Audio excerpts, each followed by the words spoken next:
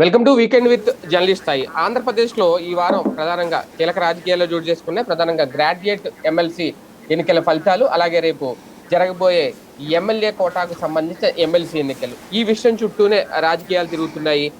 ప్రధానంగా కూటమి అభ్యర్థులు ఎవరికి ఈసారి అవకాశం రాబోతోంది అనేది, నాగబాబు గారి విషయంలో ఏం జరగబోతోంది, నాగబాబు గారు నామినేషన్ ఆల్రెడీ దాఖలు చేసేశారు. అలాగే జనసేన ఆవిర్భావ దినోత్సవం కూడా ఉంది అధికారంలోకి వచ్చిన తర్వాత.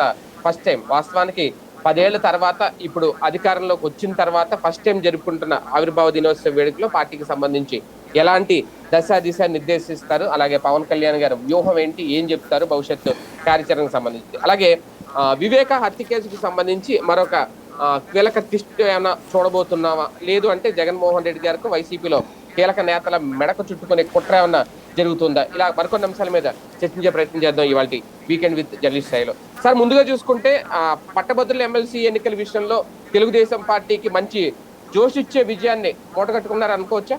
ఖచ్చితంగా చాలా జోష్ ఇచ్చింది. గ్రాడ్యుయేట్స్ 2 నియోజకవర్గాలు కూడా గెలుపొందడం అన్నటువంటిది, అందులో భారీ మెజార్టీతో గెలుపొందడం. ఏది ప్రత్యర్థికి వచ్చిన ఓట్ల కంటే మెజార్టీ ఎక్కువ ఉంది గుంటూరు కృష్ణా జిల్లాలో. గోదావరి జిల్లాలో కొంత కాంపిటీషన్ ఉన్నా అక్కడ ఘన విజయం, దాదాపు 40-50 వేల ఓట్ల మెజార్టీ. అంటే ఎస్పెషల్లీ విద్యావంతులలో కూటమి ప్రభుత్వానికి ఏమాత్రం మద్దతు తగ్గలేదు, పైగా ఇంకెంత మరింత పెరిగింది. అంటే విద్యావంతులు ఇట్లాంటి ఈ ప్రభుత్వాన్ని కోరుకున్నారు అన్నటువంటి సంకేతం స్పష్టంగా ఇచ్చినట్టు అవుతుంది. సరే, ఒక రకంగా ఓటు శాతం పెరగడం ఇక్కడ అనుకూలత పెరిగిందా, సానుకూలత పెరిగిందా కూటమి ప్రభుత్వం మీద 9 నెలల్లో, లేదంటే వైసీపీ మీద జగన్మోహన్ రెడ్డి గారి మీద ఉన్న వ్యతిరేకత ఇంకా అలా కంటిన్యూ అవుతుంది స్టిల్ ఎప్పటికీ 9 నెలలు అయినా సరే అనే సంకేతం? బేసిక్గా గ్రాడ్యుయేట్ ఎమ్మెల్సీ ఎలక్షన్స్లో ఎప్పుడూ కూడా వైఎస్ఆర్ కాంగ్రెస్ పార్టీ వీక్గానే ఉంటుంది. ఎందుకంటే వాళ్ళు మొదటి నుంచి కూడా వీటి ఎమ్మెల్సీ ఎలక్షన్స్ సీరియస్గా తీసుకోలేదు. ఎమ్మెల్యే కోట ఎమ్మెల్సీలు తీసుకున్నారు తప్పించి దీని మీద సీరియస్గా తీసుకోలేదు. వాళ్ళ రెండింటిని, ఏది గవర్నర్ కోట ఎమ్మెల్సీలు, తర్వాత ఈ ఎమ్మెల్యే కోట ఎమ్మెల్సీల మీద మాత్రమే సీరియస్గా తీసుకున్నారు. ఉపాధ్యాయ ఎమ్మెల్సీలు క్రిందసారి సీరియస్గా తీసుకున్నారు. అది కూడా ఉపాధ్యాయ సంఘాల వాళ్ళు వీళ్ళతో అప్రోచ్ అయితే అప్పుడు 2 సీట్లు గెలుచుకున్నారు. మనం లాస్ట్ 2023 సంవత్సరంలో జరిగినటువంటి ఎమ్మెల్సీ ఎలక్షన్లో గ్రాడ్యుయేట్స్ 3 కూడా తెలుగుదేశం గెలుచుకుంటే టీచర్ ఎమ్మెల్సీలు 2 కూడా వైఎస్ఆర్ కాంగ్రెస్ పార్టీ గెలుచుకుంది అప్పట్లో. ఆ విధమైన అట్లాగే టీచర్ ఎమ్మెల్సీలో కూడా అప్పుడు ఆ టీచర్లే వచ్చి వైసీపీ అండ కావాలంటే వీళ్ళు అప్పుడు అభ్యర్థులుగా ప్రకటించారు, వాళ్ళు గెలిచేశారు. గ్రాడ్యుయేట్స్ అప్పుడు కూడా సీరియస్గా దృష్టి సారించలేదు. గ్రాడ్యుయేట్ ఎమ్మెల్సీ ఎలక్షన్ అయినా టీచర్ ఎమ్మెల్సీ ఎలక్షన్ అయినా ఏంటంటే యూనియన్ల వాళ్ళు ఉంటారు, ఆ యూనియన్లు ఏళ్ల తరబడి వాళ్ళు ఓట్లు జాయిన్ చేయించడము, వాళ్ళది లిస్ట్ అంతా దగ్గర పెట్టుకోవడము, అది ఫాలో అప్ చేసుకోవడం, ఇట్లాంటి పని చేస్తుంటారు. అది సంస్థాగత నిర్మాణం మొదటి నుంచి కూడా బలంగా ఉంది కాబట్టి తెలుగుదేశం పార్టీ ఆ దిశగా అడుగులు వేసింది. లేదా కమ్యూనిస్టులు ఆ దిశగా ఉండేది. ఒకప్పుడు కమ్యూనిస్టు, భారతీయ జనతా పార్టీ ప్రత్యక్ష ఎన్నికల్లో ఎమ్మెల్యేలు ఎంపీలు గెలవలేకపోయినా ఎమ్మెల్సీ ఎన్నికల్లో గెలుస్తూ ఉండేవాళ్ళు. జూపూడి యజ్ఞనారాయణ గారు లాంటి వాళ్ళు, లేకపోతే కనుక సుందరయ్య గారు లాంటి వాళ్ళు, అనేక మంది కమ్యూనిస్టులకు సంబంధించిన వాళ్ళు, వీళ్ళందరూ కూడా మండలంలోకి అడుగు పెట్టడానికి ఆ రోజుల్లో ఒక సులభ మార్గం కింద ఎంచుకున్నారు. ఎందుకంటే వీటిట్లో ఉండే జనాభా, ఇప్పుడు ఇందులో ఫర్ ఎగ్జాంపుల్ ఒక అసెంబ్లీ నియోజకవర్గానికి 3 లక్షల మంది ఓటర్లు ఉన్నారనుకోండి. ఇందులో మనకు తెలిసిన వాళ్ళు 100 మందో 1000 మందో ఉంటారు, పార్టీకి తెలిసిన వాళ్ళు 1 లక్ష మందో అట్లా ఉంటారు. అదే సందర్భంలో మిగతా వాళ్ళందరినీ ఒప్పించాలి, మెప్పించాలా, నొప్పించకుండా మనదని చెప్పించాలా. అదే ఇక్కడికి వచ్చేటప్పుడు గ్రాడ్యుయేట్ ఎమ్మెల్సీలో మనం దాంట్లో రిజిస్టర్ చేయించినటువంటి వాళ్ళు ఎంతమంది, వీళ్ళే మనకంటే ఉన్న ఓటర్లలో మనం ఎంతమంది నమోదు చేయించారో మనకు అక్కడ ఉంటుంది. అదే సందర్భంలో అవతల వాళ్ళు ఎంతమందిని నోట్ చేయించారో వాళ్ళు ఎంతమంది ఉంటారు. వాళ్ళల్లో 10-20% మంది ఆబ్సెంట్ అవుతారు. మిగతాది మనం దాన్ని కోఆర్డినేట్ చేసుకుంటే సరిపోతుంది. రెండవది, మిగతా అవతల వాళ్ళ దగ్గర నుంచి లాక్కు రావటం. తటస్థులైన వాళ్ళు కొంతమంది ఉంటారు. తటస్థులు చాలా తక్కువ ఉంటారు గ్రాడ్యుయేట్ దాంట్లో, 10%కి మించి కూడా ఉంటారు. ఎందుకంటే నమోదు చేయించుకోరు, జనం పట్టించుకోరు దాన్ని. కాబట్టి ఆ 10% మంది ఎవరైతే ఉంటారో వాళ్ళకి సంబంధించినంత వరకు వీళ్ళు కన్విన్స్ చేసే ప్రయత్నం చేస్తారు. అంతే తప్పించి వేరేగా ఉండదు. ఇక్కడ తెలుగుదేశం ఆ విషయంలో వీళ్ళు ముందే అభ్యర్థులు దాదాపుగా 4-5 నెలల ముందే చెప్పేశారు కదా. ఆలపాటి రాజా కానీ, అవతల పక్కన గోదావరి జిల్లాది కానీ, ఆ ఇద్దరూ కూడా అప్పటి నుంచి ఈ లిస్ట్ దగ్గర పెట్టుకుని లోకల్గా ఉన్నటువంటి తెలుగుదేశం ముందే చెప్పేశారు. లోకేష్ ఆయన ఒక ఇది తయారు చేశారు, ప్రిపరేషన్ ప్లాన్ చార్ట్. దాని ప్రకారం ప్రతి 100 మందిని ఓటర్లు ఎవరైతే ఉంటారో 100 మందో 50 మందికో వాళ్ళకు ఒక్కొక్క మనిషిని పెట్టారు.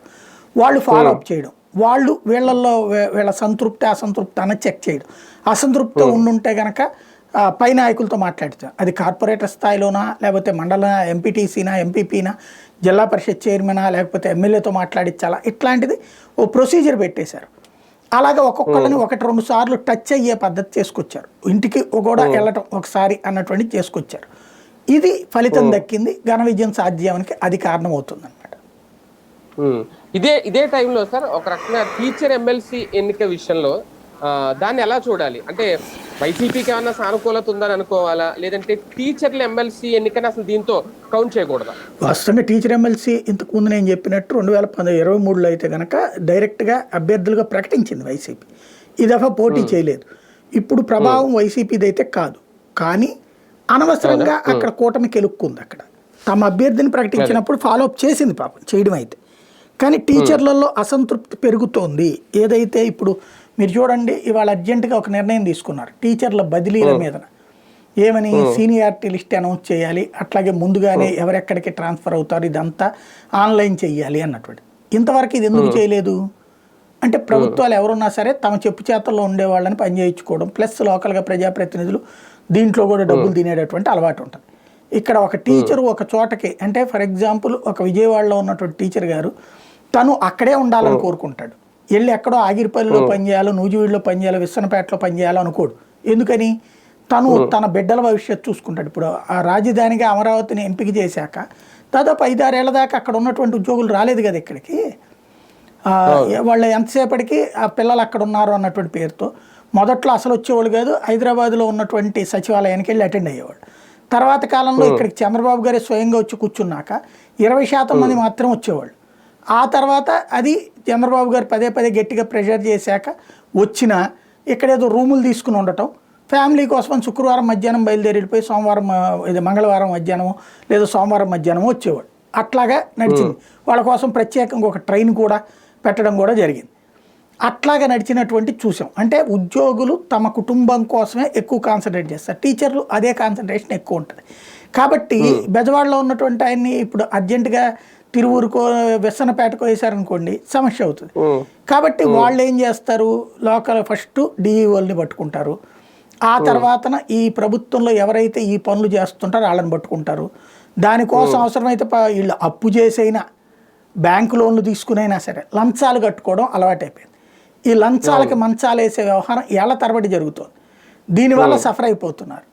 ఇప్పుడు ఆ పరిస్థితి ఇంపాక్ట్ అంటే ఈవెన్ మొన్న ప్రభుత్వం మారిన తర్వాత కూడా అదే కదా కొన్ని జరిగినటువంటి. అలాంటి సందర్భంలో వాళ్ళు తమ అసంతృప్తిని వెలిబుచ్చారు.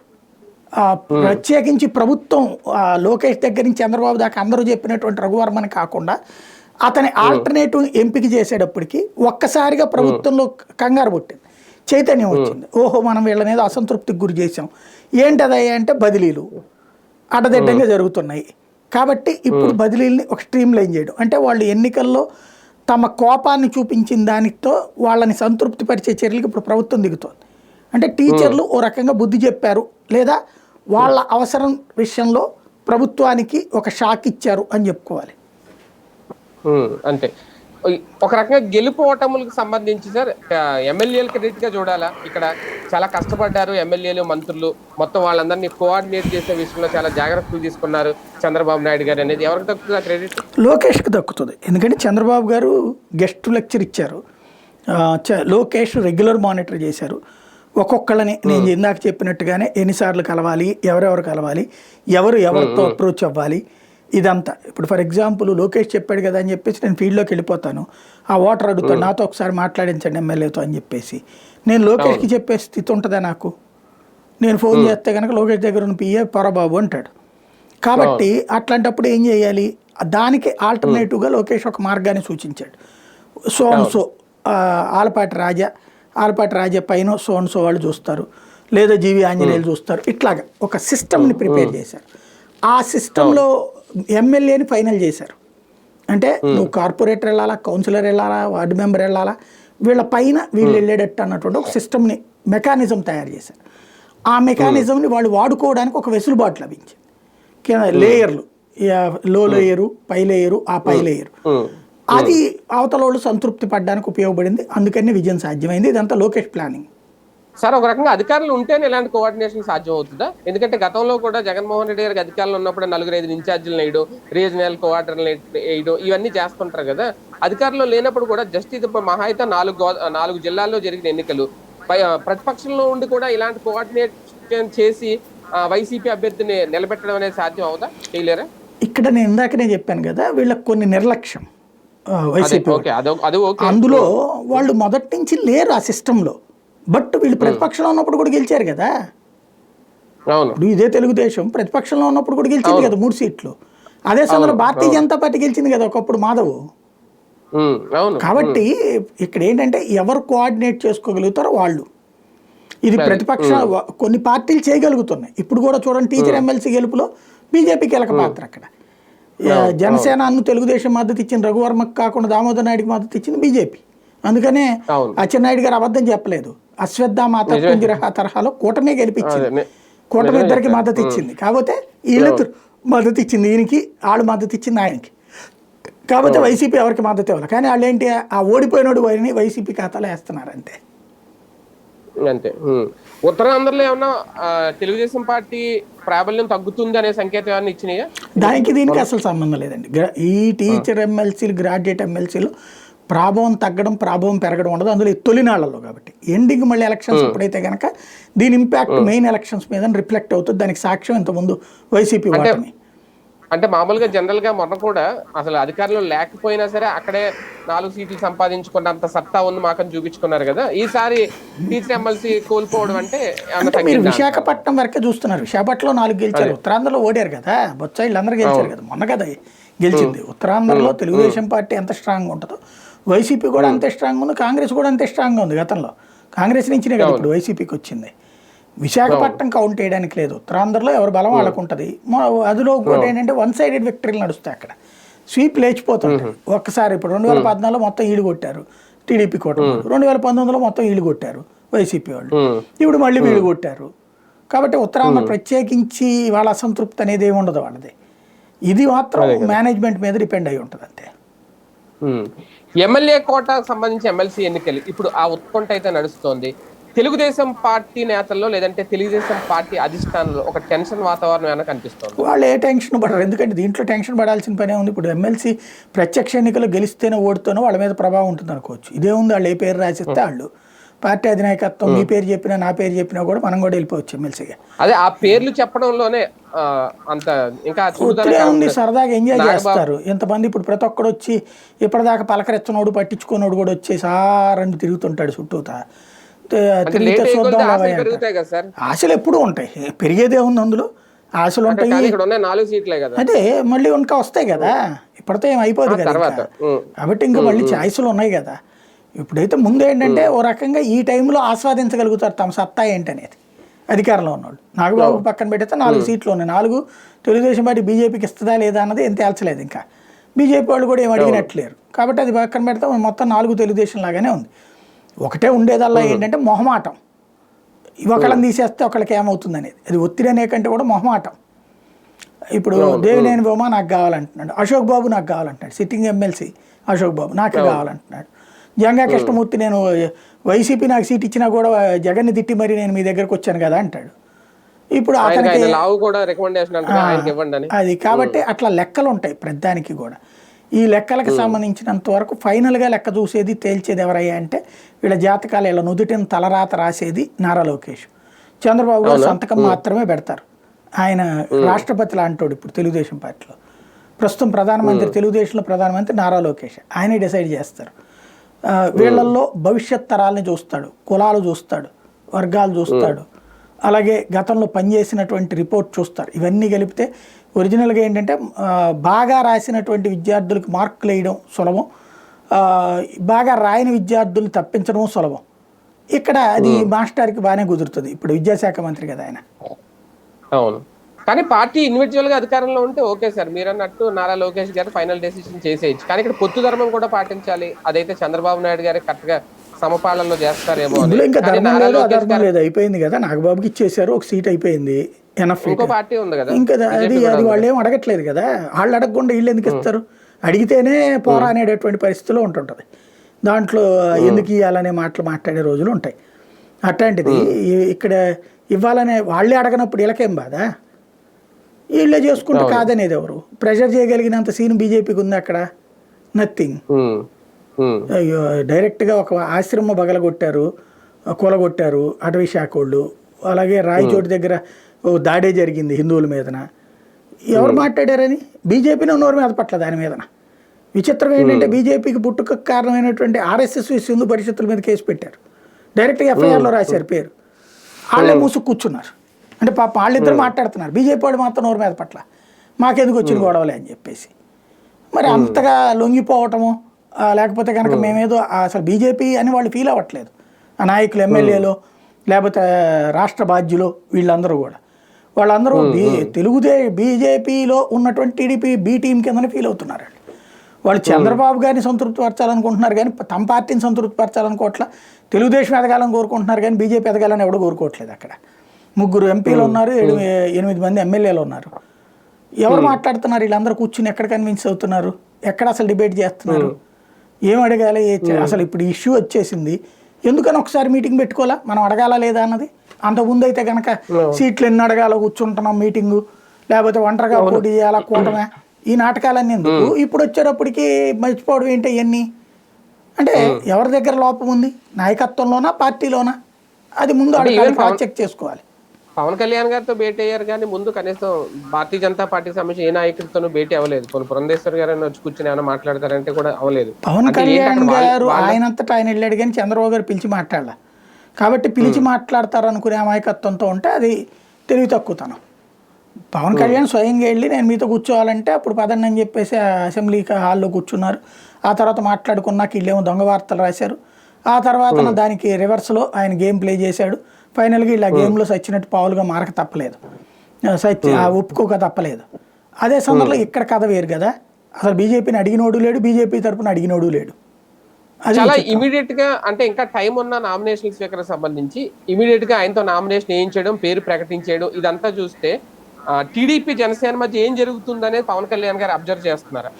ఎవరెత్తులు వాళ్ళు వేసుకుంటున్నారండి. ఇప్పుడు ఆయనే చెప్పాడు కదా, మాలో మేము కొట్టుకుంటాం, మాలో మేము తిట్టుకుంటాం, జగన్ మాత్రం రానివ్వం. కాబట్టి ఇక్కడ జగన్ అనే శత్రువు కోసం వీళ్ళందరూ ఒకటవుతున్నారు కానీ ఒకళ్ళ మీద ఒకళ్ళ ప్రేమతో ఎవరు లేరు. తెలుగుదేశం బాగుపడాలి జనసేనకి లేదు, జనసేన బాగుపడాలని తెలుగుదేశానికి లేదు. ఎందుకంటే ఎవరు బాగుపడితే ఇంకొకళ్ళ ఉనికి సమస్య కదా భవిష్యత్తులో. కాబట్టి ఆ ప్రాబ్లం ఉంటుంది. అయితే అట్ ద సేమ్ టైం ఎత్తులు పై ఎత్తులు అంటే మొహమాట పెట్టాడు. ఇప్పుడు తెలుగుదేశానికి గత్యంతరం లేని పరిస్థితి సృష్టించే ఒక రాజకీయ జూదం ఆడాడు పవన్ కళ్యాణ్. చచ్చినట్టు అందులో పావులుగా మారక తప్పలేదు ఇక్కడ తెలుగుదేశానికి. ఏంటది?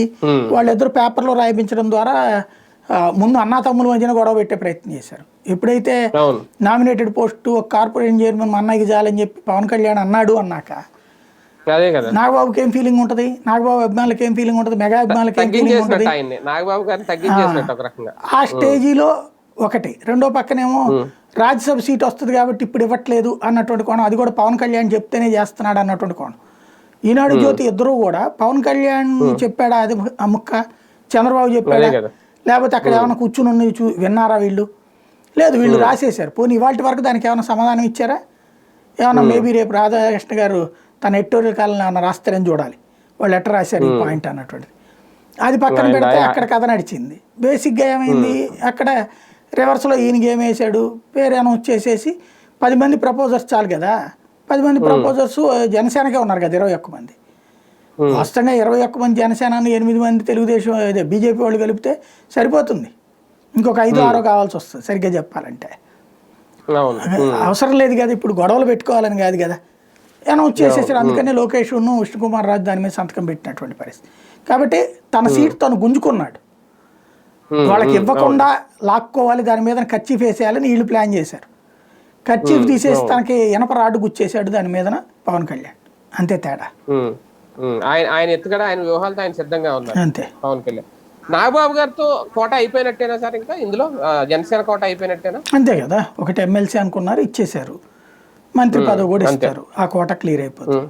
ఇంకా బీజేపీ కోట ఉందా లేదా అనేది తేలాలంతే. బీజేపీ కోట మాత్రమే తేలాలి. ఇప్పుడు అంటే ఉగాదిలోపు ఈయనకి మంత్రి పదవి ఇస్తారు అనేది కూడా, అంటే అంత హడావుడిగా ఇప్పుడు అవుతుందా? ఉగాది రోజున ఇస్తారనుకుంటున్నాను నేను. ఉగాది రోజు కాకపోవచ్చు, ఉగాది రోజు ఇస్తారేమో అనుకుంటున్నాను. ఇవ్వదలుచుకుంటే ఆ రోజున ఇవ్వాలి. మళ్ళీ ఆర్కే గారు ఏం రాస్తారో చూడాలి. ఈ లోపు వద్దని మంత్రి పదవి వద్దన్నాడు, అన్నయ్యకి ఎమ్మెల్సీ చేస్తే చాలా అన్నాడు అని ఏమైనా చెప్తారని చూడాలి. అవును. ఆవిర్భావ దినోత్సవం స్టాండ్ ఏ విధంగా ఉండే అవకాశం ఉంటుంది సార్? నార్మల్ గానే అనుకోవాలా, లేదంటే ఈసారి అధికారంలో ఉన్నారు కాబట్టి ఒక కొత్త అజెండాతో ఏమన్నా ముందుకెళ్లే ఆలోచన ఏమన్నా ఉంటుందా? కొత్త తరం ఏముంటుంది బేసిక్గా, ఇంత ముందు అయితే కనుక ఆయన అందరూ సీఎం సీఎం సీఎం అని కేకలేస్తుంటే, లేదా నేను మన దగ్గర అంత సీన్ ఉందా, మీరు అందరు గెలిపించగలరా, డబ్బులు ఉన్నాయా, అవన్నీ ఆయనే కదా మాట్లాడింది. కాబట్టి అప్పుడు లేదంటే అప్పుడంటే కాంట్రవర్సీ, లేదంటే కనుక సెన్సేషనల్. ఇవాళ ఏముంటుంది, ఆల్రెడీ కూటమిలో ఉన్నారు, ఇప్పుడు చెప్పగలిగేది ఏముంది, నోట్ చేసుకోండి మీరు ఉపన్యాసాన్ని. ఆయన చెప్పబోయేది ఏంటంటే, మనం భవిష్యత్తులో జగన్ అనేవాడిని రానియం, 15 ఏళ్ళైనా రానియం, అట్లాగే తెలుగుదేశంతో మనం కలిసి కంటిన్యూ అవుతాం, భారతీయ జనతా పార్టీ కలిసి కంటిన్యూ అవుతాం, ఇందుకోసం ఎంత త్యాగానికైనా నేను సిద్ధంగా ఉన్నాను, మొన్న సీట్లని తగ్గించుకున్నాను, నా బలాన్ని తగ్గించుకున్నాను, దాని ప్రకారమే నడుస్తాను నేను, జగన్ అనేవాడు పాలకుడు కాకపోతే చాలు నాకు. అదే సమయంలో రాష్ట్రం పరంగా కూడా అప్పుడు ఆటోమేటిక్గా అభివృద్ధి చెందుతుంది, దశల వారీగా అభివృద్ధి చేస్తున్నాం.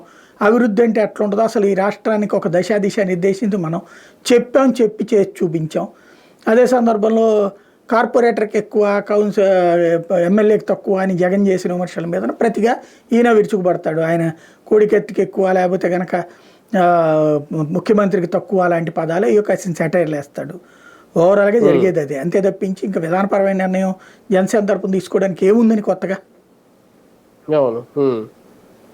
అంతకుమించి ఏం ప్రకటన ఏమి ఉండవేమో, అంటే భవిష్యత్తు ఎలా వెళ్తాం 15 ఏళ్ళు, ఇంకా అందులో కొత్తగా చెప్పేది ఏముంది, ఆయనే చెప్తున్నాడు కదా ప్రతి మీటింగ్లో, 15 ఏళ్ళు పొత్తు అంతే.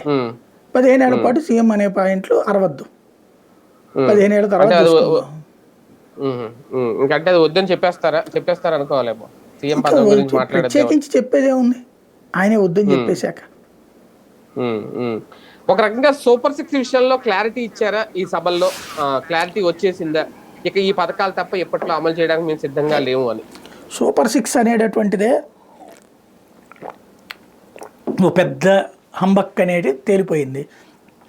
ఏదైనా సరే హామీలు ఇస్తాం అంటే, ఇప్పుడు తెలుగుదేశం ఎప్పుడు హామీలు ఇచ్చినా దాంట్లో 3 వంతులు నెరవేర్చదు, ఒక వంతు దాంట్లో 10% నెరవేర్చి 90% ఇచ్చేసానని చెప్తుంది. లైక్ రైతు రుణమాఫీ, సంపూర్ణ డ్వాక్రా రుణమాఫీ. ఏం చేశారు, నేను ఇంతకు ముందు కూడా చెప్పాను, బస్సుల మాట ఇప్పటికీ నాకు తెలిసి 3 సార్లు వాళ్ళ మేనిఫెస్టోలో పెట్టారు. 2009 అప్పుడు కూడా ఉంది మేనిఫెస్టోలో. అట్లాగే మహిళలకి నగదు బదిలీ అన్నటువంటిది అప్పట్లోనే ఉంది. వాళ్ళేమో పేపర్లో చూపెట్టారు, వీళ్ళేమో చేతల్లో చూపించారు. ఇప్పుడు ఆ ఉన్నది తీసేయడం ద్వారా వీళ్ళు చూపించారు.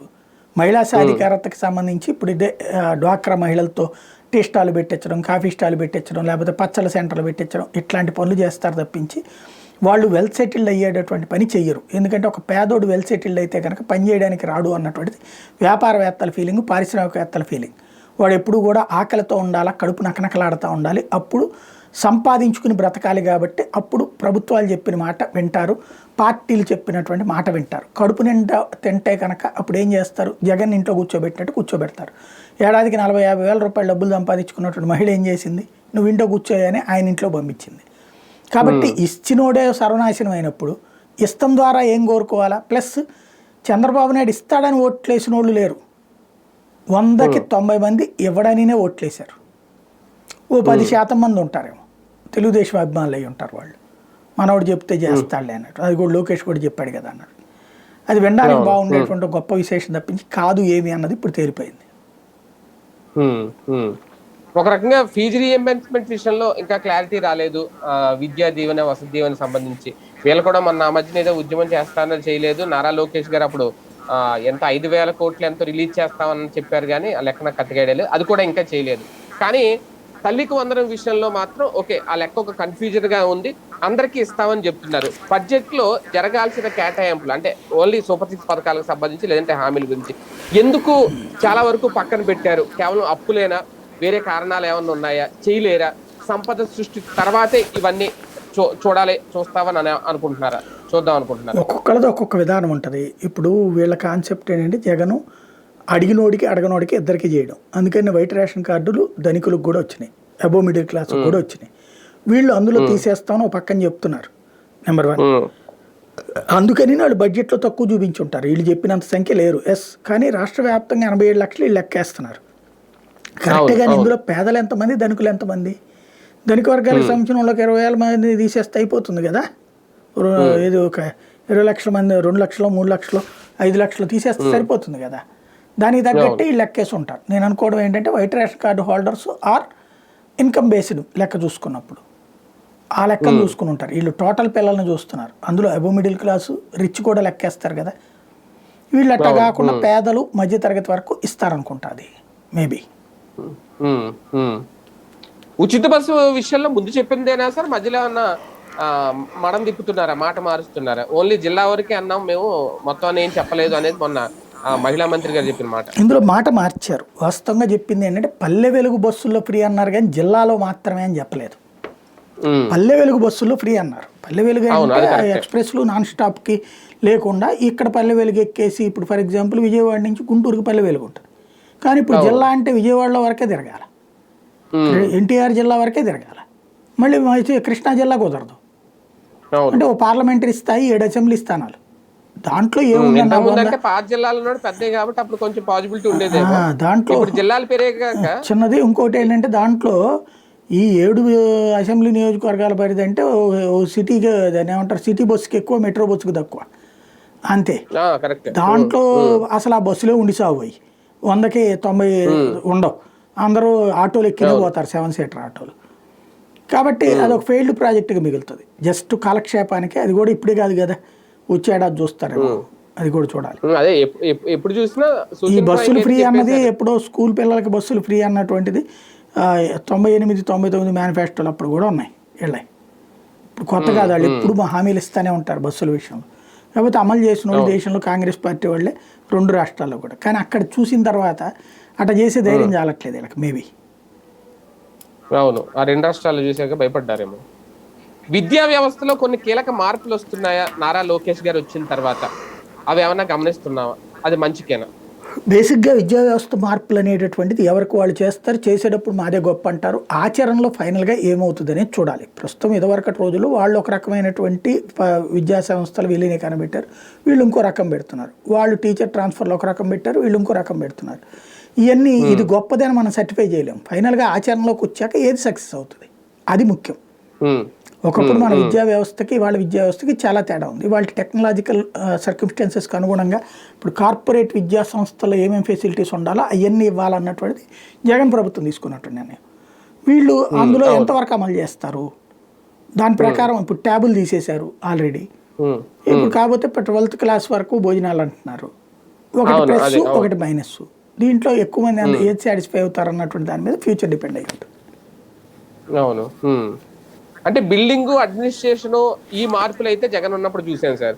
ఇప్పుడు ఎడ్యుకేషన్ కి సంబంధించిన మార్పులు నారా లోకేష్ గారి పరిపాలన ఇప్పుడు కనిపిస్తున్నాయి. ఇప్పుడు ఆదర్శ పాఠశాలలు అవి పెంచుతాం అంటున్నారు, ఒకే బుక్ విధానం, ఇంతకు ముందు అలాగా బ్యాగులు మోయకుండా ఒకే బుక్ విధానం తీసుకొస్తా అంటున్నారు, ఒకే క్లాసు ఒకే టీచర్, ఇలాగా రకరకాల విధానం. అంటే ఇవి క్లియర్ గా ఇందులో కనిపిస్తున్నాయి ఎడ్యుకేషన్ లో వస్తున్న మార్పులు. అంటే అప్పుడు కనిపించినవి అయితే ఇప్పుడు కనిపించట్లేదు, నాడు నేడు ఇలాంటివి చూసుకుంటే. ఇది విద్యా వ్యవస్థకి ఒక రకంగా డెవలప్ అవుతుందని అనుకోవాలా, కొన్ని విషయాల్లో వెనకబడుతుందని అనుకోవాలా, లేదంటే ప్రభుత్వ విద్యా వ్యవస్థ ఇలాగే ఉంటుందని అనుకోవాలా? ఇప్పుడు ప్రభుత్వాలు మారినప్పుడు విధానాలు మారుతుంటాయి. అప్పట్లో జన్మభూమి పేరుతో స్కూల్ కట్టించారు వాళ్ళు. ఆ తర్వాత రాజశేఖర్ రెడ్డి వచ్చాక కూడా డబ్బులు మీరు కడితే కనుక స్కూల్కి మీ పేరే పెడతామని ఇన్ని లక్షలు అని చెప్పి అనౌన్స్ చేశాడు. కాకపోతే అదేది మొత్తం మీద మండలం మీదనో లేకపోతే నియోజకవర్గానికి ఒకటి అయితే కూడా గొప్ప విశేషం. అట్లా కాకుండా జగన్ ఏం చేశాడు, అన్ని స్కూళ్ళని అని చెప్పాడు. దాదాపు 15,500 స్కూల్లో ఏమో డెవలప్ చేసుకొచ్చాడు నాడు నేడు కింద. ఇంకా మిగతా సెకండ్ ఫేజ్లో అండర్ కన్స్ట్రక్షన్లో ఉండగా గవర్నమెంట్ దిగిపోయాడు. తనకు ఒక వెసులుబాటు ఉంటుంది. అదే సమయంలో మీరు చెప్పినట్టుగా ఆయా ప్రాంతాల్లో ఉన్నటువంటి విద్యార్థులను సంతృప్తి పరుస్తారు లేదా అన్నటువంటి కాలం డిసైడ్ చేయాలి. మనం సర్టిఫై చేయలేము ఇందులో. బేసిక్గా వచ్చేటప్పటికి ఏంటంటే జగన్ పాలసీ కార్పొరేట్ విద్యా సంస్థలకు ధీటుగా ఐబీ టెక్నాలజీ అయినా లేకపోతే కనుక ఆ బ్లాక్ బోర్డు సిస్టమ్ తీసేసి పెట్టడం, ఇవన్నీ.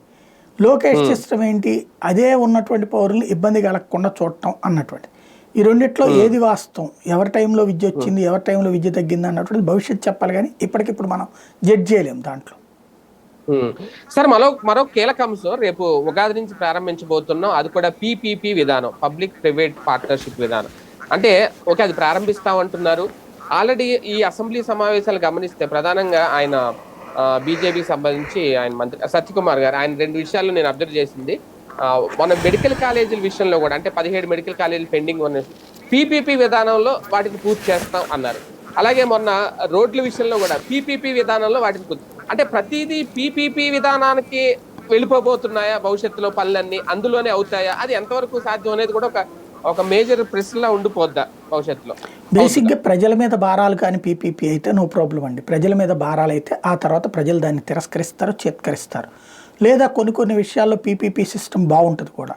ఫర్ ఎగ్జాంపుల్ హైవేస్ మీద ఇదివరకు పీపీపీ సిస్టమ్ తర్వాత బాగుపడ్డాయి కాబట్టి వీళ్ళు అదే అనుకుంటున్నారు. రోడ్లకు సంబంధించి పీపీపీ బాగానే ఉంటుంది. కాకపోతే డబ్బులు మనం హైవే మీదకి పోయే వాళ్ళల్లో 2 వీలర్కి ఛార్జ్ ఉండదు, ఆటో వాడికి ఛార్జ్ ఉండదు.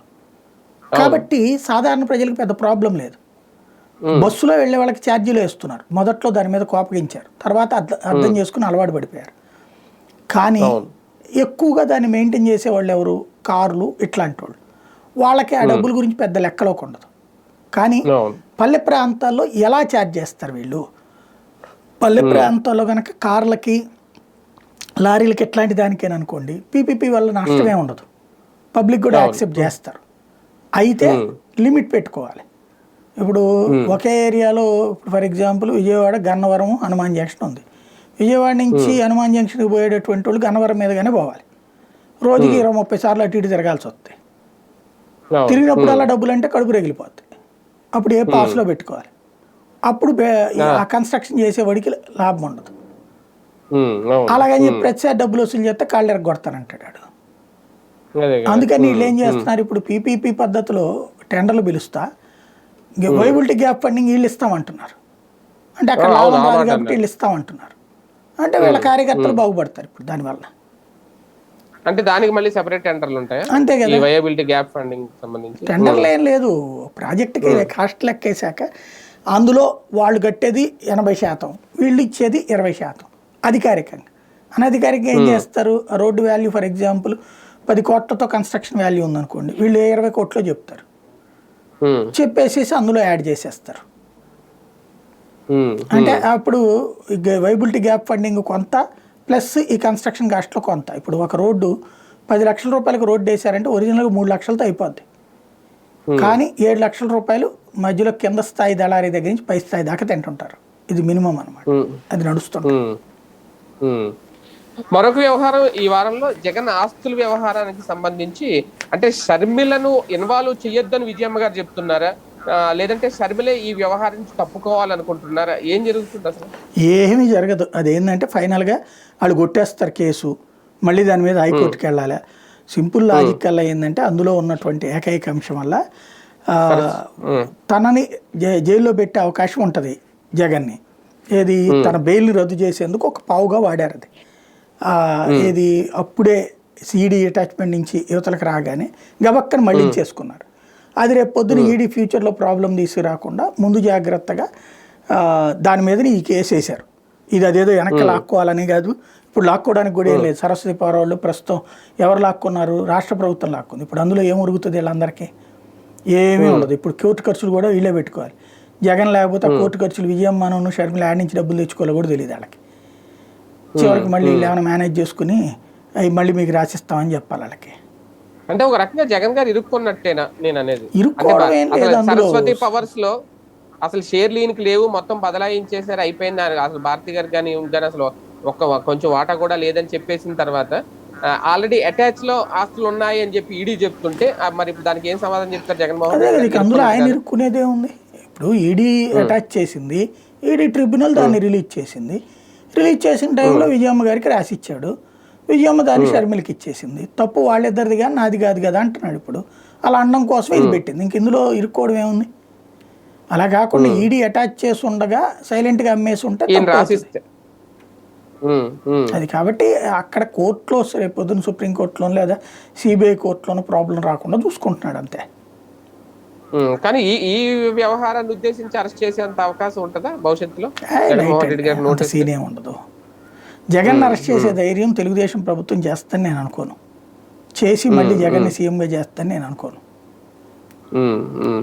కానీ పోసాని అరెస్టు, వల్లభనేని వంశీ అరెస్టు, ఈ 2 అరెస్టులు ఒకసారిగా వైసీపీని ఒక షేక్ చేసాయి. ఆ 2 అరెస్టులు అంటే పోసాని అరెస్ట్ విధానం గురించి మాట్లాడుకుంటే అరెస్టులో కొత్తగా షేక్ అయ్యేది ఏం లేదు. వాళ్ళని పట్టుకొస్తారు, ఓ పూట కాసేపు తిప్పుతారు, అవుతుంది. మొదటిసారి జరిగితే వామ్మో అంటారు, రెండోసారి జరిగితే వాయో అంటారు.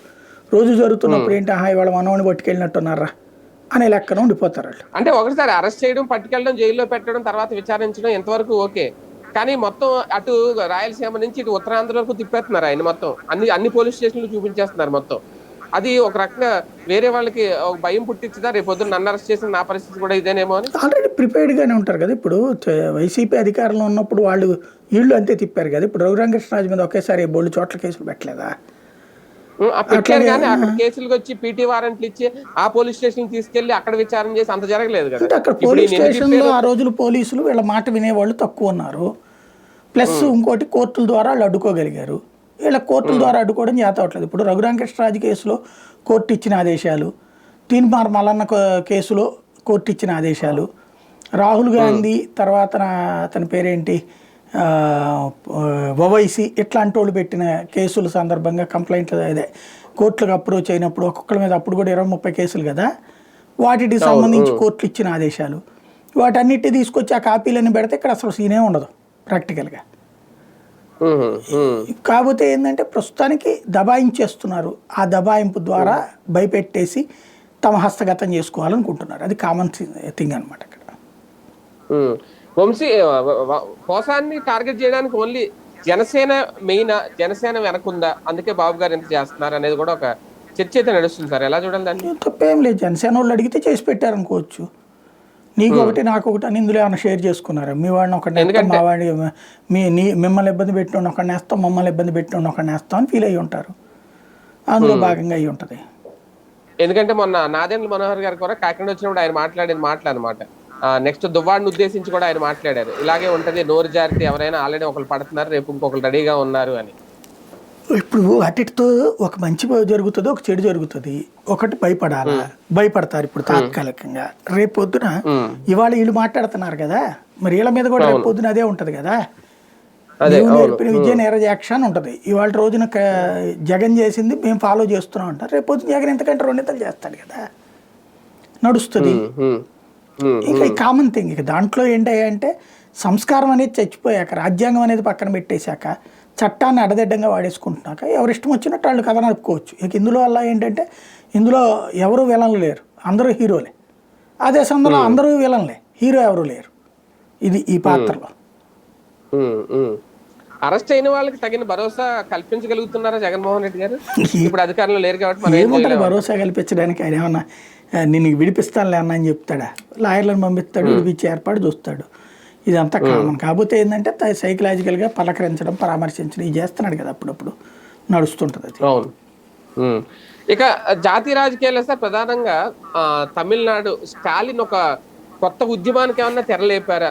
ఇప్పుడు ఒక 7 రాష్ట్రాల ముఖ్యమంత్రుల్ని ఆయన ఆహ్వానించారు. ఈ నియోజకవర్గాల పునర్విభజనకు సంబంధించి దక్షిణాదికి అన్యాయం జరుగుతుందనే పాయింట్ అయితే బలంగా తీసుకెళ్తున్నారు ప్రజల్లోకి. ఏకమవుతారు వీళ్ళందరూ. ఉక్రెయిన్ అధ్యక్షుడు మీటింగ్ పెడితే అట్టుంటుందో స్టాలిన్ మీటింగ్ కూడా అట్లాగే ఉంటుంది. ఉక్రెయిన్ అధ్యక్షుడు అనేవాడు ఓడిపోయిన తర్వాత రష్యా చేతుల్లో లొంగిపోవాల్సిన పరిస్థితుల్లో యూరోపియన్ మీటింగ్లో కూర్చుని మళ్ళీ నా హవా నడుస్తుందని చెప్పుకొచ్చాడు. ఇక్కడ తమిళనాడులో పాలిటిక్స్లో అంతే పరిస్థితుంది. ఓ పక్కన ఏంటంటే భారతీయ జనతా పార్టీ, ఏఐఏడీఎంకే కలిసి పోటీ చేయబోతున్నాయి. ఆ టెన్షన్ ఉంది. అదే సందర్భంలో ఇటు పక్కన విజయ్ వచ్చాడు, వీళ్ళ ఓట్లు చీలుస్తాడు. కాబట్టి అదో పెద్ద భయం. ఈ భయాన్ని కవర్ చేయడానికి ఇప్పుడు తెలంగాణలో రేవంత్ రెడ్డి అయితే మనం ఎమ్మెల్సీ ఎన్నికల్లో ఓడిపోతే కథ మార్చేయడం కోసం అని చెప్పేసి నిధులు తగ్గిపోయినాయి, అది తగ్గిపోయినాయి, ఇది తగ్గిపోయినాయి అని రోజు ఢిల్లీలో కూర్చుని యాగీ చేసుకొస్తున్నాడు. అదే తరహా ఇక్కడ రాజకీయమైన నడుస్తుంది. బేసిక్గా రాబోయేటటువంటి రోజుల్లో జరిగే గేమ్ ఏముంటుంది. ఇప్పుడు ఫర్ ఎగ్జాంపుల్ చంద్రబాబుని పిలిచారట, వెళ్తాడు ఆయన. కేరళ ప్రధాన ముఖ్యమంత్రి వస్తే రావచ్చు విజయ్ను. అట్లాగే కర్ణాటక వాళ్ళు వస్తారు కాంగ్రెస్ పార్టీ కాబట్టి. ఆంధ్రప్రదేశ్లో చంద్రబాబుని పిలిచారు, జగన్ని పిలిచారు. వీళ్ళిద్దరూ వెళ్ళరు. వెళ్ళి అనవసరంగా చేయగాల్చుకోరు కదా. వాస్తవంగా జగన్ వెళ్ళాలా, ఎందుకు? స్టాలిన్ అనేది మిత్రుడు.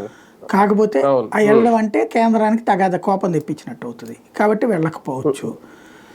అదే తెలంగాణలో రేవంత్ రెడ్డితో పాటుగా కేసీఆర్ని పిలిచాడు. తర్వాత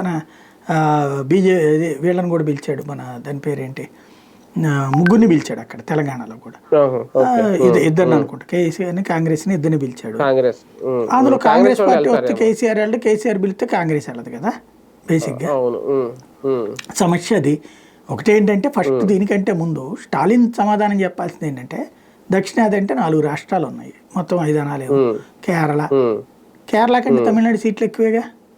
ఆంధ్ర కంటే తమిళనాడు సీట్లు ఎక్కువేగా, కర్ణాటక కంటే తమిళనాడు సీట్లు ఎక్కువేగా, తెలంగాణ కంటే తమిళనాడు సీట్లు ఎక్కువేగా. అవును. మరి తమిళనాడు ఏ ప్రాతిపదికన మనందరికంటే పెద్దదైంది, గొప్పదైంది? అప్పులు చేయడంలోనా, లేకపోతే కుల రాజకీయాలు చేయడంలోనూ, భాషా రాజకీయాలు చేయడంలోనా? జనాభా ప్రాతిపదికన అన్ని సీట్లు వచ్చినాయి. మరి జనాభా ప్రాతిపదికన నువ్వు 39 సీట్లు నొక్కేసి ఇవాళ నువ్వు 25 నుంచి నీకు 2 వస్తాయి, నాకు కూడా ఒక 4 పెరుగుతాయి అని చెప్తే ఎట్లా? మరి నువ్వు జనాభా ప్రాతిపదికన ఎందుకు తీసుకున్నావు ఆ రోజున? మాకు అక్కలేదా అన్ని సీట్లు పక్క రాష్ట్రం వాళ్ళకి తక్కువ ఇచ్చారు కదా, తీసుకొని తగ్గించుకోవాలి కదా. దేశవ్యాప్తంగా వివిధ రాష్ట్రాల్లో ఒక రాష్ట్రంలో 10 ఉన్నాయి, దాంట్లో 15 ఉన్నాయి. ఇప్పుడు అన్ని చోట్ల కూడా సీట్లు తగ్గితే తప్పు, సీట్లు పెరిగే దాంట్లో ఎక్కడ పెరుగుతాయి ఎక్కడ తగ్గుతాయి అనే దాని గురించి ఎక్కువ ఓవర్ యాక్షన్ చేయడం అనవసరం నన్ను అడిగితే. అంటే జనాభా ప్రాతిపదికన కాకుండా చేయమనా వాళ్ళ మెయిన్ డిమాండ్? అంతే కదా, దానికి ఏంటి ఫినామినా కూడా చెప్పలేకపోతున్నారు వీళ్ళు. ఇప్పుడు భూమి ప్రాతిపదికన తీసుకున్నాం ఆ లెక్కనైతే కనుక ఉత్తరప్రదేశ్ అప్పుడు కూడా ఎక్కువ వస్తాయిగా, బెంగాల్ అప్పుడు కూడా ఎక్కువ వస్తాయిగా, మధ్యప్రదేశ్ అప్పుడు కూడా ఎక్కువ వస్తాయిగా, రాజస్థాన్ అప్పుడు కూడా ఎక్కువ వస్తాయిగా, ఛత్తీస్గఢ్ ఇంకా ఎక్కువ వస్తాయిగా. ఏంది నీ ప్రాతిపదిక? అభివృద్ధి ప్రాతిపదిక. అభివృద్ధి ప్రాతిపదిక అయితే కనుక అభివృద్ధి లేని చోటే కదా రాజకీయ నాయకులు కావాల్సింది, ప్రజాప్రతినిధులు కావాల్సింది. ఆ రూట్లో చూసిన వాళ్ళు అడగడంలో తప్పేం లేదు కదా. సో దక్షిణాదిగా మనకు సీట్లు తగ్గితే తప్ప అందాం కరెక్ట్గా. మనకుండే 25 కంటే తగ్గిందా నిలదీద్దాం, అంతకంటే ఎక్కువ వస్తే గ్యారంటీ సంతోషమే కదా. కాకపోతే నేనేమో 1 లక్ష రూపాయలు ఆశ ఇచ్చాను, నాకు 10,000 రూపాయల లాటరీ వచ్చిందంటే ఎట్టా కుదురుద్ది? వెంటనే వీళ్ళు ఏమంటారంటే అబ్బాయి జనాభాలకు సంబంధించిన లెక్కల ప్రకారం ఇది మనం అందరం పాటించావు కదా, అందువల్ల ఏమైంది? నీ ఆస్తి 1 కోటి రూపాయలు సంపాదించుకున్నాడు, నీ 1 కొడుకే ఇస్తున్నావు అంతే కదా. వాడు అక్కడ 5 కొడుకులకి ఇవ్వాల్సి వస్తుంది. అట్లాగే వనరులైన అంతే కదా, ఏం చేయాలి? వాడికి ఒకడికి ఒకడే పుట్టాడు, ఇంకోటికి 4 పుట్టారు కాబట్టి అందరికీ సమానంగా ఇవ్వమంటే ఒప్పుకుంటాడు ఈయన? ఒప్పుకోడు కదా. కానీ ఈసారి డీలిమిటేషన్ అనేది కేంద్రంలో అంటే ప్రధానంగా మోడీకి, అమిత్ షాకి ఒక తలనొప్పి ఏమైనా కాబోతుందా రేపొద్దున్న నిజంగా వీళ్ళందరూ కలిస్తే? సహజం అండి, ఇది నొప్పి కాదు పాడు కాదు. కానీ ఇంతకుముందు చేశారు. మనకి ఇదివరకు విజయవాడలో కృష్ణా గుంటూరు జిల్లాల మధ్య తెనాలి అనే ఒక పార్లమెంట్ సీట్ ఉండేది. ఒకప్పుడు రోసే కూడా గెలిచాడు పార్లమెంట్ సీటు. మరి ఆ సీట్ తీసేశారే, మల్కాజ్గిరికి ఇచ్చారు కదా. అది అప్పట్లో సికింద్రాబాద్ ఉండేది, హైదరాబాద్ ఉండేది. అడిషనల్గా మల్కాజ్గిరి అని ఒక సీటు పెంచారు అక్కడ. ఆంధ్రాకు ఒక సీటు తగ్గింది. మరి దీనికి ఏం చేయాలి మనం? ఇప్పుడు తెలంగాణ మీద పోరాడాలా బేసిక్గా? కానీ ఆంధ్రాకి కూడా అవసరమే కదా సార్, ఆంధ్రాకి కూడా 3 సీట్లే పెరుగుతాయి అంటున్నారు. అవును కరెక్టే, నీ దగ్గర ఎంత ఉంటే అంత పెరుగుతుంది కానీ ఎక్స్ట్రా కాదు కదా. నాకు తెలిసి అయితే 40 దాకా పెరగాలి. జనాభా ప్రాతిపదికన లెక్కేసుకున్నప్పుడు ఏమైనా తగ్గుతుంది అని చూడాలి ఎంతవరకు అనేది. కానీ నువ్వు ఎంత చేసినా సరే ఎంత పిండికి అంత రొట్టె కదా, తగ్గకుండా చూస్తే కరెక్ట్గా సరిపోతుంది. ఖచ్చితంగా నార్త్ ఇండియా ఇంపాక్ట్ ఉంటుంది అప్పుడు. ఇంకా అయితే అప్పుడు ఏమవుతుంది అంటే ప్రెషరు జాతీయ స్థాయిలో మనం చక్రాలు తిప్పడానికి కుదరదు, అంతకు మించి ఏం లేదు. సార్ ఇందులో ఒకటి అంటే ఆఫ్లైన్ లో జరుగుతున్న ప్రచారం భారతీయ జనతా పార్టీ ఏతర రాష్ట్రాల్లో మాత్రమే ఒక రకంగాను, లేదంటే వాళ్ళ హయాము వాళ్ళ అధికారంలో ఉన్నా, లేదంటే వాళ్ళ పక్షాల అధికారంలో ఉన్న ఒక రకంగా, అలాగా జనాభా ప్రాతిపదికన అలా ఏమైనా డిమాలినేషన్ చేయడం అనేది కుదురుతుందా అసలు? ఎట్లా చేస్తారు? ఏదో ముందు ఏంటంటే నేను అనేది అసలు ప్రాతిపదిక ఏంటో ఈ రోజు వరకు అనౌన్స్ చేయాలి. జనాభా లెక్కలు తీయాలి ఫస్ట్, జనాభా లెక్కల తర్వాత వాళ్ళు ఒక ప్రాతిపదికను తేవాలి, అది ప్రజల ముందు చర్చ పెట్టాలి, ఆ తర్వాత అమలు చేయాలి. ఆలు లేదు చూలు లేదు అల్లుడి పేరు సోమలింగం అని ఇంతవరకు అదే జరగనప్పుడు ఇదేదో జరిగిపోతుందో నువ్వు ఎట్ట చెప్తున్నావు అసలు? ఎవడు చెప్తున్నాడు ఈ 3, 5 అనేది? బేసిక్గా వాడేం చెప్పట్లేదు కదా. మరి ఎలా లెక్క? జనాభా లెక్కలు వీళ్ళు కౌంట్ చేసుకుని ఏ రాష్ట్రానికి ఎన్ని పెరుగుతున్నాయో చెప్తున్నారు. అదే అట్లా ఊహల్లో చెప్పేసిన తర్వాత నువ్వు ఇంకా అడిగేది ఏముంది అందులో? వాళ్ళ ప్రొసీజర్ బిగిన్ అయ్యాక కదా నువ్వు మాట్లాడాల్సిందే. ఇప్పుడు ఆ లెక్కనైతే ఏం చేయాలి? భూమి లెక్కన తీద్దామా? పోనీ ప్రాతిపదిక ఏం కావాలి? భూమి లెక్కన అడుగుదామా? భూమి లెక్కన అడిగితే కనుక ఈశాన్య రాష్ట్రాలకు 3 సీట్లు వస్తాయి. ఎందుకని ఈ చివరి నుండి ఆ చివరి దాకా ఉంటుంది, జనమేమో తక్కువ ఉంటారు. ఫర్ ఎగ్జాంపుల్ కాశ్మీర్లో మొత్తం కలిపితే ఒక అసెంబ్లీ నియోజకవర్గానికి 50,000 70,000 ఓట్లే ఉన్నాయి. మన దగ్గర ఇక్కడ అసెంబ్లీ నియోజకవర్గానికి 4-5 లక్షల ఓట్లు ఉంటాయి. 2 లక్షలు 3 లక్షలు కొన్నిటికి ఉన్నాయి, 4 లక్షలు కూడా ఉన్నాయి. మరి ఏంటి ప్రాతిపదిక?